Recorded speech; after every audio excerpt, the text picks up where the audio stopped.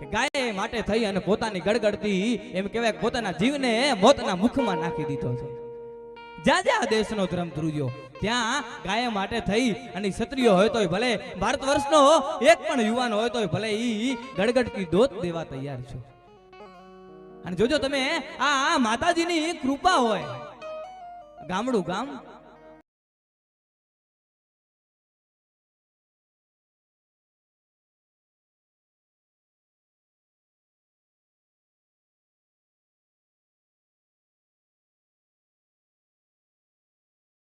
આપણે નેહડાની અંદર કથાઓ થતી, ભાગવત ભગવાનની નેહડાની અંદર કથા થતી.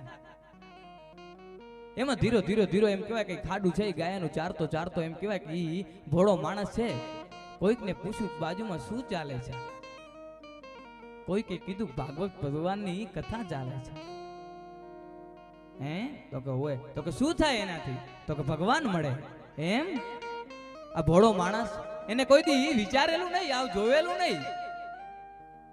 એટલે ગાયને એમ કહેવાય કે વગડામાં ચરતી મૂકી અને એક જ શબ્દ પકડી લીધો કે મારે મારા ઠાકરને જોવો છે, મારે મારા ભગવાનને જોયો છે. જે એમ મળે એને કઈક મારા ઠાકરને જોયો. બધાને એમ કે આ માણસ ગાંડો થઈ ગયો છે. આગળ જાય કોઈક ને કઈક મારા ઠાકરને જોયો. એમ એમ એક પછી એક એક નેહડે પૂછતો જાય મારા ઠાકરને જોયો. એમાં એક માણસ આવ્યો, એને એમ કે આ બધાને પૂછે છે ઠાકરને જોયો, ઠાકરને જોયો. એમ ઠાકર જ મળે. એક કામ કરું, આને ભીમપુરી બાપુ છે ને એને આશ્રમે મૂકી દઉં. અને બાપુ છે એ થોડાક મગજના ઓલા હતા, એટલે એને એમ કે આને ઉમર રાખશે કે કાઢી મૂકશે. પણ ભલા માણા ઈએ સંત હતો, એને ખબર, ઈએ સમજ્યું હતો સમજણ વગરનું જીવવું નકામું. જીવો ભલે વર્ષ 1000 પણ સમજીને બે ઘડી જીવો તો સમજો બેડો પાર.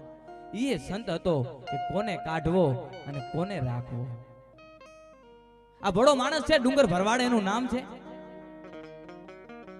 અને ધીરો ધીરો ધીરો એમ કહેવાય ભીમપુરીના બાપુના આશ્રમે ધીરો ધીરો ધીરો ધરતીને ડગલા માંડતો માંડતો એમ કે આશ્રમે પહોંચ્યો.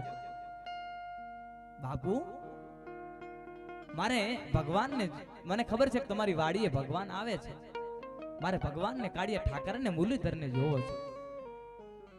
એટલે બાપુને ખબર પડી ગઈ કે આ ભોળો માણસ છે, આને કાંઈ ખબર નથી. તે બાપુએ પાછો જવાબ આપ્યો કે હોય હમણાં આવે છે પણ કાંઈક કામમાં લાગે છે, એટલે હમણાંથી આવતો નથી ને કે મારી વાડીએ આવે છે. સાચી વાત છે. તો કે હોય બાપુ મેં સાંભળ્યું તું કે તમારી વાડીએ ભગવાન આવે છે. તો કે હોય બેટા કાંઈક કામમાં છે, તું ગાયોની હમણાં સેવા કર, આવશે એટલે તને કહીશ.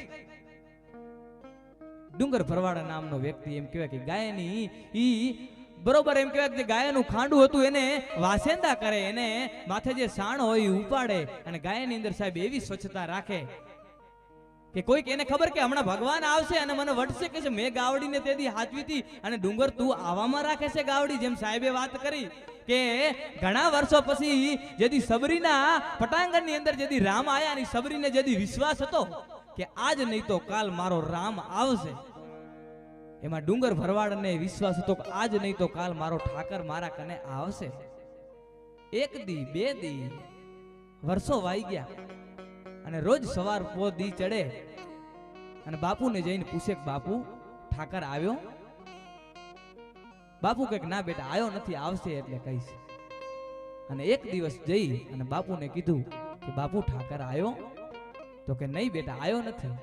અને બાપુ છે એ ગાયના ખાંડાની બાજુમાં જાય ત્યારે ડુંગર છે એ પોતાને સાણ ઉપાડી ઉપાડી અને માથાની અંદર જીવડા પડી ગયા હતા અને લોટની ગોળીઓ કરીને માથાની અંદર ડુંગર ભરવાડ છે એ માથે નાખતો હતો. બાપુએ પૂછ્યું બેટા શું કરે છે? બાપુ મેં સાંભળ્યું છે કે આપણાથી જેટલી બનતી મહેનત થાય ને એટલા બીજા જીવ માટે કરાય. આ મારા માથાની અંદર જે જીવડા પડ્યા છે ને એ મને નાખાય ને એના માટે થઈ અને લોટની ગોળીઓ નાખું છું. આ જીવણો આ કે સંસ્કાર કેટલા છે ભલા માણસ ભરવાડની અંદર, ભોળા ભરવાડની અંદર. આ બધું એમને એમ નથી થતું. એ તો માના ધાવણમાં બાપના લોહીમાં હોય તો આ સંસ્કાર આવે ને એને ક્યાં ખબર હતી ભગવાન આવે છે. અને ભીમપુરી બાપુએ કીધું કે એવું ના હોય. એને જે કઈ દવા થતી હતી દવા કરી અને પછીનો એક દિવસ બાપુનું જયારે આમ સવારમાં કાંક મગજ ગયેલું કીધું કે બાપુ ભગવાન આવ્યો? તેથી બાપુએ કીધું કે એ કુવામ છે જા પડ. અને તેથી આમ વ્યક્તિએ કઈ જાણેલ નહોતું, પણ એને ખબર પડી કે મારો બાપુ, મારો ગુરુ ભીમપુરી બાપુ કે તો ભગવાનને મેળવવા માટે કુવામાં પડી જવું પડે અને ગળગળતી દોટ દીધી ડુંગર ભરવાડો ભાઈ. અને બરોબર એમ કહેવાય કે કુવાની માલી પર પડવા જાય ત્યાં તો રંગ ઉવાડા થયા, માથે મોર પીછ અને જડા જડા જડા જડા કરતો એ ડુંગર ભરવાડનું બાવડું પકડ્યું ક્યાં જાય છે. આમ ફરીને જોયું, કોણ? અરે ઈ હું, તું જેની વર્ષોથી પૂજા કરે છે, વર્ષોથી રાહ જોવે છે.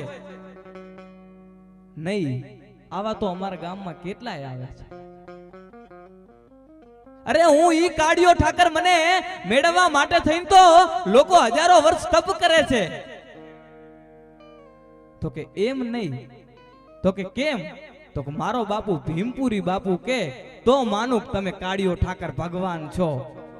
તો કે બોલાવીએ તારા બાપુ ભીમપુરી બાપુને. તો કે તમે ભાગી નહીં જાઓ ને? નહીં.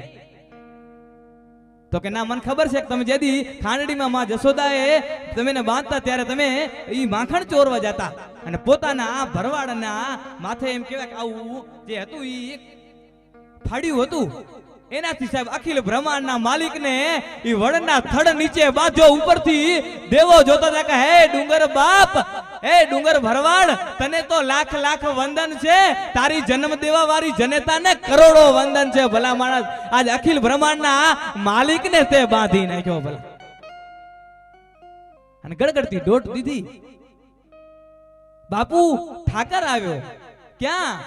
બાપુને એમ કે આ ભોળો માણસ ખોટું નહીં બોલે. અને બાપુ ધીરે ધીરે ધીરે ધીરે બાજુમાં જાય અને જઈને જોયું ત્યાં તો મોરલી વાળો છે, એ મોરલી વગાડે છે ધીરી ધીરી ધીરી. અને તેદી આ ભીમપુરી બાપુ બોલ્યા છે કે હે ડુંગર બાપ, તે તો આ જગતનો ઇતિહાસ ફેરવી નાખ્યો. કે ગુરુ તો શિષ્યને ભગવાનના ભેટો કરાવે, આજ શિષ્યએ ગુરુને ભગવાનના ભેટો કરાયો. આપણે આજે સંતવાણીમાં સાખી બોલી થી સાહેબ કે ગુરુ ગોવિંદ દોનો ખડે અને કિનકો લાગુ પાય, બલિહારી ગુરુ આપકી ગોવિંદિયો બતાય. આજે સાખી છે ઈ ડુંગર. આવા તો અનેક ઇતિહાસો ભારત વર્ષની અંદર પડ્યા છે, અનેક આવા અનેક અનેક ઇતિહાસો. પણ છેલ્લે આપણે સંતવાણી તરફ જવું છે, એટલે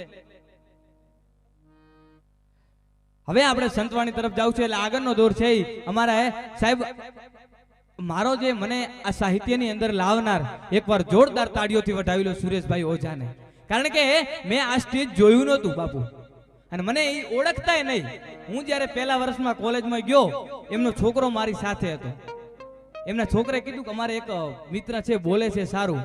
તેથી એને ઈ દિવસે પાછો પ્રોગ્રામ એમનો ગાંધીધામની અંદર. મને કે એને એક છોકરાનું નામ સી, મને કે એક કામ કર, ઈ છોકરાને કે મારા ભેગો ગાડીમાં બેસી જાય. મેં હજી સાહેબને જોયા નહોતા અને મને કે વિરમ તું 4 રસ્તા આવી જા, 4 રસ્તા